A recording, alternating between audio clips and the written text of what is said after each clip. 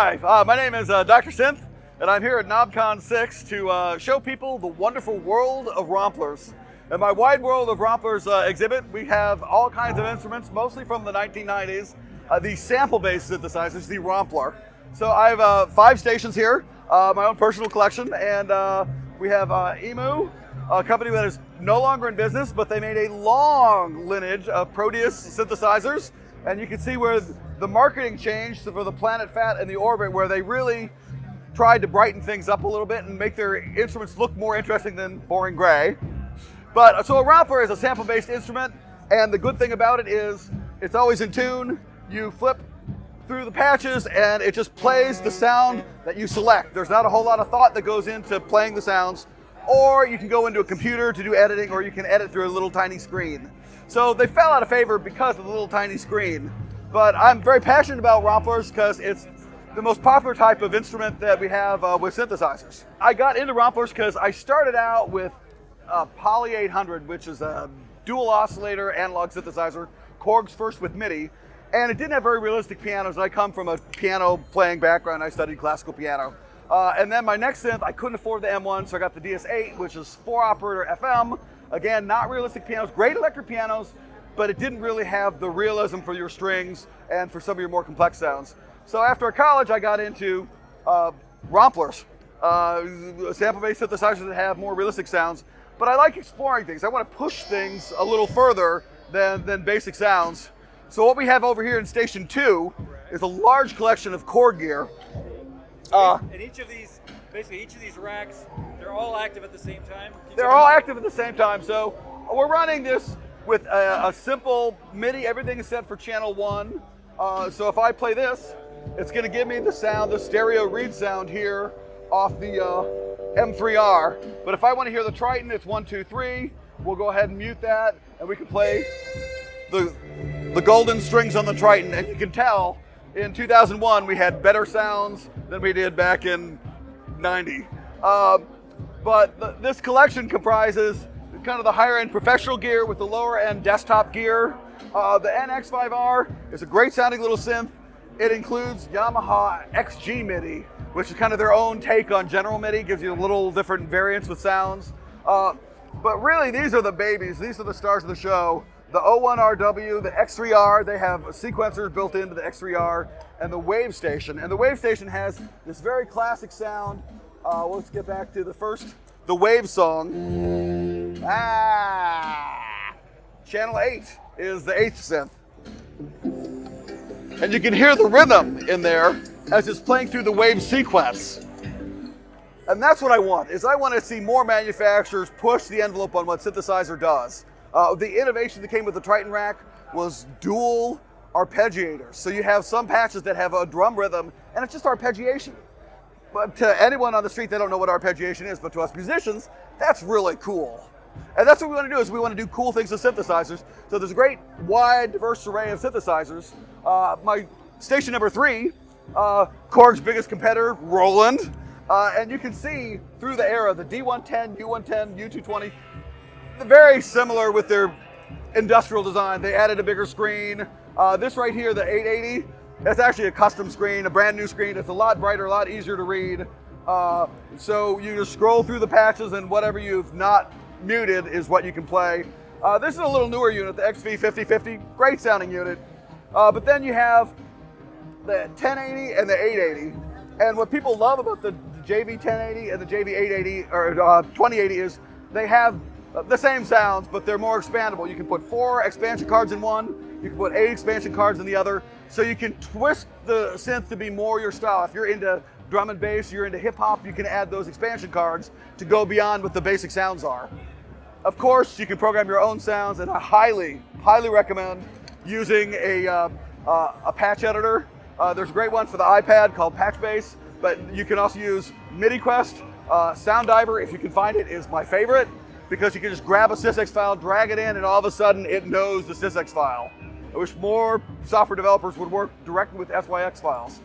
But you just have this wonderful array of sounds that are available, and usually at a pretty inexpensive price, because people don't want these anymore. Well, they should. They serve a good purpose. They're, as I said, push button, easy to get into the synthesizer. Over here, station number 4, I didn't really get into Yamaha too much until just a few years ago. Here's the red herring of the band. This is the FB01. It is a 4-operator FM synth. It is the only not ROMpler here today. But I wanted people to remember this is what Yamaha spent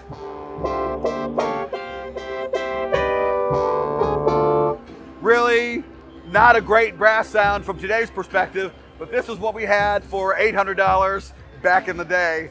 For years they pushed the FB01, but they finally got into ROMplers, and I just got this a couple weeks ago. The TX1P, I'd never even heard of it. It's a piano ROMpler. It's limited to a couple of piano samples, electric piano, harpsichord, and vibes. It sounds great. It sounds every bit as good as the piano on the Motif. Even the Motif came out 10 years later.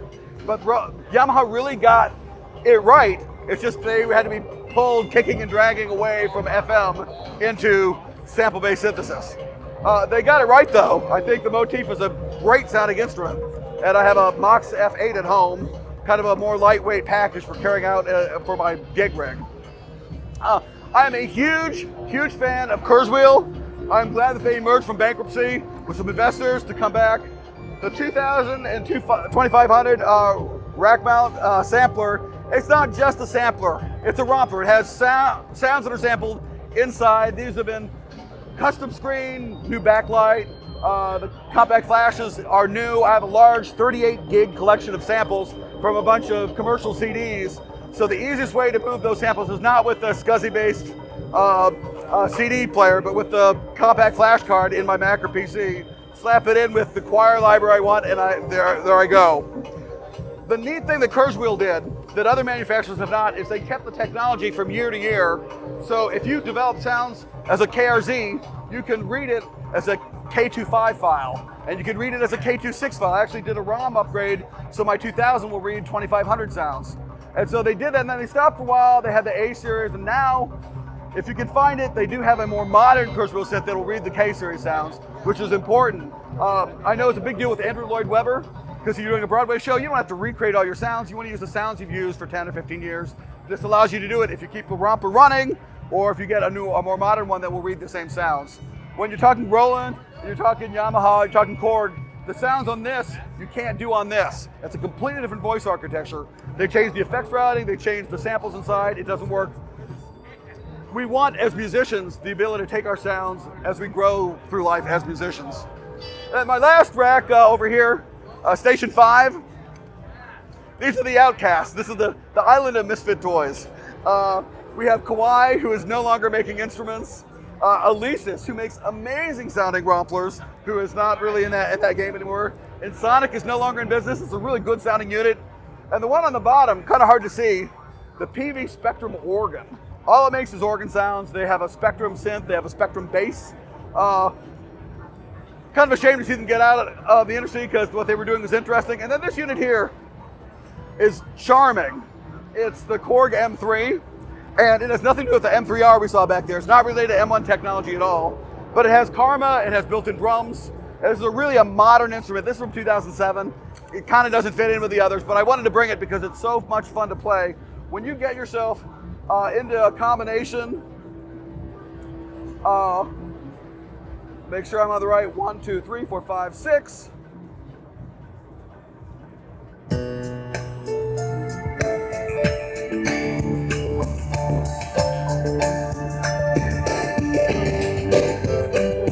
You can set up scenes for different parts of your song. And the neat thing about this is the drums will do different things based on what your scene is. And that's nice. Now, some musicians don't want auto accompaniment. They see it as kind of a bad way of not being a musician. But sometimes you need inspiration. And they put sounds in here that are really inspiring, and it's because of the Stephen K. Karma technology that they've included that lets you do that. And I'm glad to see the Karma is now available for motifs. It's now not just a Korg thing, because it's really cool, the generated effects. I'd like to see more of that. Again, pushing the envelope. We have these great sampled sounds through the years. What can we do next with it? How can we move it into the future? The primary reason why I came here this year was to have fun and show people the fun of synthesis. But what I've been doing since 2001 is helping people to keep old synthesizers running. So when the battery dies in your TG55, you lose all the sounds. Now, all the samples are in ROM. They're in read-only memory. They're still there in the synth, but you need to put in a little 22K, 15K MIDI system exclusive file, a .syx, into this. So at drsynth.com, you can find a number of packs for about 100 different synthesizers, Roland, Korg, Yamaha, Casio, where I include on CD or download information, PDF manuals, service manuals if I can find them, and the SysX files and the software to load the SysX file into your synth from your Mac or your PC. In the next couple weeks, I'll be developing some training materials for the iPhone and iOS that will work with patch bass and SysX bass, because that's the computer you carry with you. I'm never bringing a laptop to a gig, but I'm never leaving the home without the phone. And so my goal has been to keep these out of the trash. Don't put them in the dumpster, let's fix them. Let's get them running. It costs a little bit of money to put in a new screen, to put in a backlight, but it's worth it because it's still a working, viable instrument. And I've had 5,000 sales, over 70 countries. I've been helping musicians to keep their gear running. If you're in a wedding band, you need your synth to work. You can't have it crapping out on you. So the goal is to keep these machines running. And sometimes it's just a simple 5-minute procedure to load in that 15, 20K file into the synth to get it back up and running. Now, I don't do any hardware repairs. People have asked me about that. I partnered with a guy down in Tinley Park, south of Chicago, who's been repairing instruments and speakers for 20, 30 years. I go to a professional, get him to do the soldering. I don't want to mess it up. But I provide help to people via Skype, via FaceTime, via email. I talked to a nice gentleman in Poland. I've talked to some people in Russian. My daughter speaks Russian. I do a little Google Translate on the side.